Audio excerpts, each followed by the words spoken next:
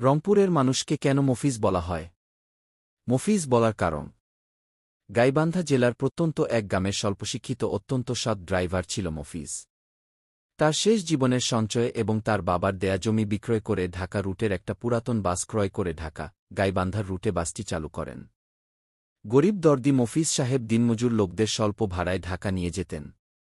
একসময় মফিজ সাহেব বয়সের ভারে পেরে না উঠলে অন্য ড্রাইভার দিয়ে বাস চালানো শুরু করলেন। কিন্তু দিনমজুর শ্রেণীর লোকেরা ভাড়া সাশ্রয়ের জন্য তার বাড়িতে ধর্ণা দেয়া শুরু করলেন। তাদের উপকারের জন্য সাদা কাগজে মফিজ লিখে সুপারভাইজারকে দিতে বললেন এবং বাসের ছাদে নামমাত্র ভাড়ায় ঢাকা যাতায়াতের সুবিধা ব্যবস্থা করতেন।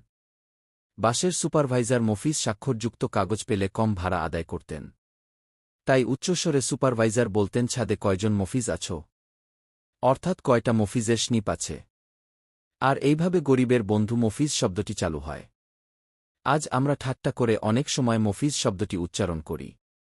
কিন্তু বুকে হাত দিয়ে বলেন তো, মফিজ হওয়ার যোগ্যতা কি আমাদের সবার আছে?